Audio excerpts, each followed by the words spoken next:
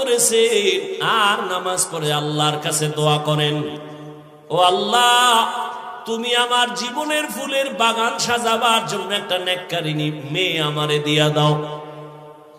দোয়া চলতেছে, অন্যদিকে খবর আসছে পাশের এক এলাকায় এক বুজুর্গ আল্লাহওয়ালা আসছেন, মানুষ তার থেকে দোয়া নেয়।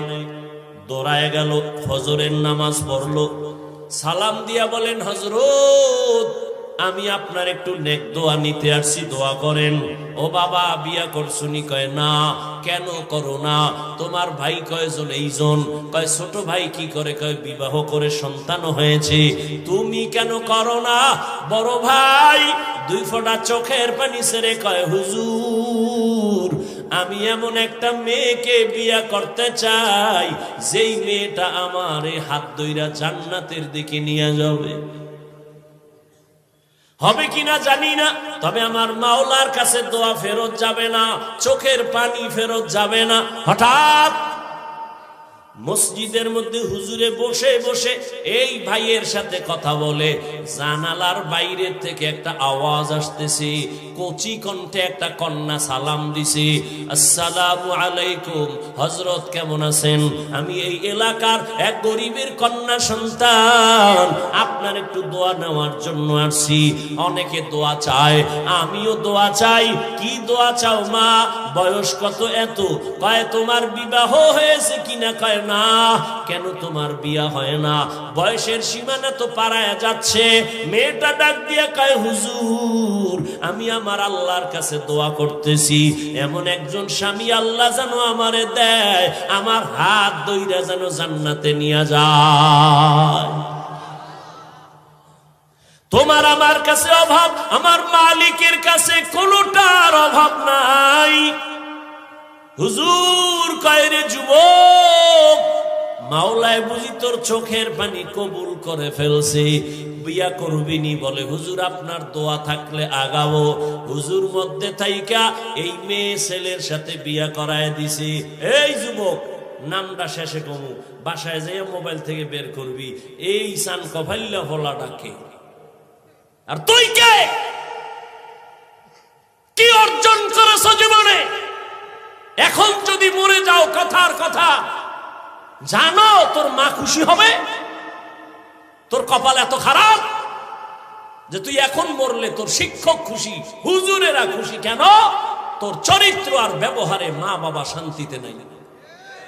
মনে মনে খুব একটা বালা গেছে, বালিশে মাথা লাগায় ভাবিস যে আমার কপালটা এত খারাপ কেন?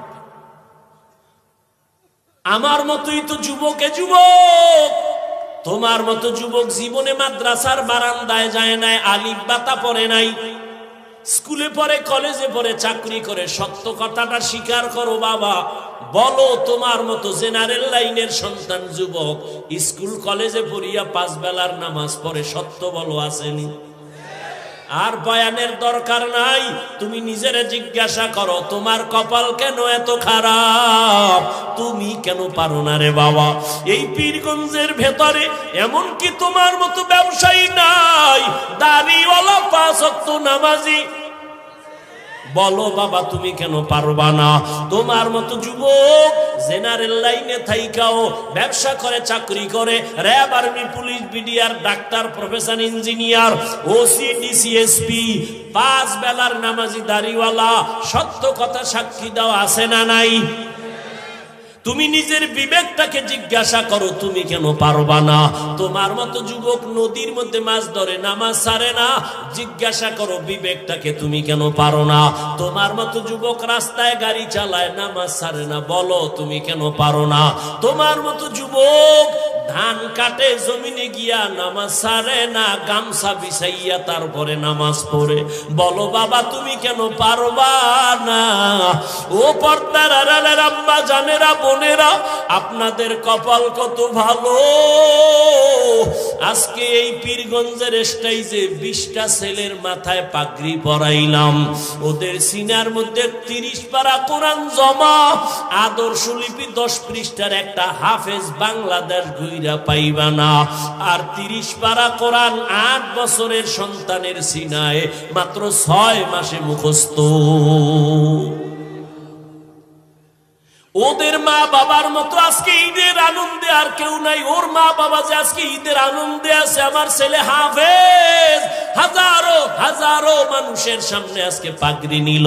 কিয়ামতের দিন আমার আল্লাহ ডাকবে, আয় আয়, দুনিয়াতে কোরআন পইরা মানুষের পাগড়ি নিছো, আর মানুষ তোর তেলাওয়াত শুনে কান্না করছে। আজকে কোটি কোটি জান্নাতীদের সামনে আয় একটু কোরআন তেলাওয়াত শোনা, আমি আল্লাহ নিজে তোর তেলাওয়াত শুনবো। আর তোর মা বাবার একটু ডাক, তোর মা বাবাই কত কষ্ট করিয়া খাইয়া না খাইয়া তোরে লেখাপড়া শিখাইছে। ওরে তোর মা কত রাত্র ঘুমাইতে পারে নাই, তোর মা কতবার খানা খায় নাই। ঘরে মেহমান ভরা, মা নিজে গোস্ত পাকাইয়া মেহমানের খাওয়ায়, মা এক টুকরা গোস্ত খায় না। কেন? আমার ছেলেটা মাদ্রাসায় পড়ে, না জানি কি খায় না খায়, ওই চিন্তা কইরা মা এক টুকরা গোস্ত মুখের মধ্যে দেয় না। আর মোনাজাতে কাঁদে আর বলে, ও মালিক, আমার ছেলেটারে তুমি আলেম বানাইও, কোরআনে হাফেজ বানাইও। কিয়ামতের ময়দানে আমার ছেলের দ্বারা যেন আমার জান্নাত রাজা রাস্তা ক্লিয়ার হয়। ও মা বোনেরা, আপনারা কি পারেন না একটা ভালো ছেলের মা হইয়া কবরে যাবেন? ওরে আপনারা তো নবীদের মায়ের মতো দামি মা, আপনারা তো সাহাবায়ে কেরামদের মায়ের মতো দামি মা। খাদিজা রাদিয়াল্লাহু আনহার মতো দামি নারী, ফাতেমা রাদিয়াল্লাহু আনহার মতো দামি নারী, আপনারা তো আয়েশা রাদিয়াল্লাহু আনহার মতো দামি নারী। ও পর্দার আড়ালের আম্মা জানেরা, আপনারা তো ইসমাঈল নবীর মা হাজেরা আলাইহিস সালামের মতো দামি নারী, আপনারা তো ঈসা নবীর মা মারিয়াম আলাইহিস সালামের মতো বড় দামি নারী।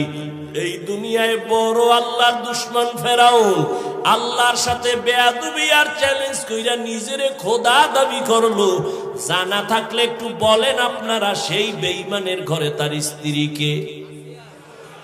ও পর্দার আড়ালের আম্মা জান, ওই বেঈমানের ঘরে আসিয়া কেমন স্ত্রী, আল্লাহর এমন আশিকা, এমন জাকেরা, এমন শাকেরা।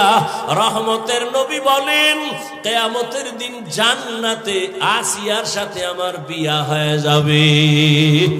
ও পীরগঞ্জের মা, আপনার স্বামী তো ফেরাউনের মতো খারাপ না, আপনার স্বামী তো আলেমের মোহাব্বত করে। আপনি যদি নামাজ পড়িয়া স্বামীর জন্য দোয়া করতেন, ও আল্লাহ, আমার স্বামী দিন নাই রাত নাই কত কষ্ট করে কামাই করে, একটা স্বামীও নিজের জন্য কষ্ট করে না। সব স্বামীরা সন্তানের মুখে, স্ত্রীর মুখে হাসি ফুটাবার জন্য গাধার মতো কষ্ট করে। ও মা, আপনি যদি নামাজ পড়িয়া দোয়া করতেন, আল্লাহ, আমার স্বামীর কামাই রুজিতে বরকত বাড়াও, আমার স্বামীর হায়াতে বরকত দাও, ও আল্লাহ সুস্থ রাখো। আর ঘরে আসার পরে যদি হাসি মুখে বুঝাইতেন, ও স্বামী, আমিও নামাজ পড়ি, তুমিও নামাজটা ধইরা ফালাও। আর জীবনে আমার একটা আবদার, একটা দাবি, আমি আমার মা বাবার মায়া আর আদর চাইরা তোমার ঘরে আসছি রে স্বামী। তোমার কাছে আমার জীবনের একটা দাবি, জীবনে কোনোদিন অবৈধ আর হারাম টাকা ঘরে ঢুকাইবা না।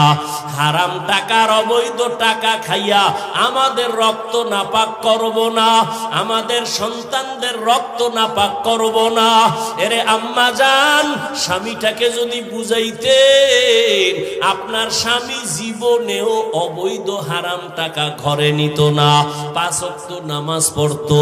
ও আম্মা জানেরা, আপনার মতো কত মা এখনো খুঁজলে পাবেন, নামাজ ছাড়ে না, বেপরদায় চলে না, মোবাইলে চরিত্র বিক্রি করে না, স্বামীর মাল হেফাজত করে। আপনারা কেন পারবেন না? এখনো কি তওবা করবেন না রে মা? কয়দিন আর দুনিয়াতে বাহাদুরি করবেন? সময় আছে, তওবা করে নেন। আপনার সন্তানটারে ডাক্তার বানাইয়েন, আপনার সন্তানটাকে ইঞ্জিনিয়ার বানাবেন। ধন্যবাদ, দোয়া